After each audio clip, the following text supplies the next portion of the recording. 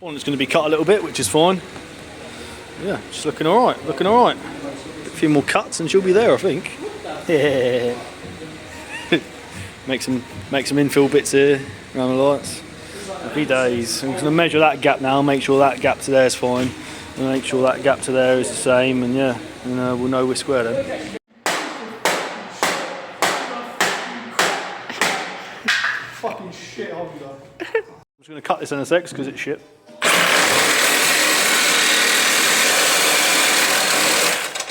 Ah, much better. Should we cut this side as well? That'll do. Fuck you, Honda. Then you get your hash brown and slap that in there as well.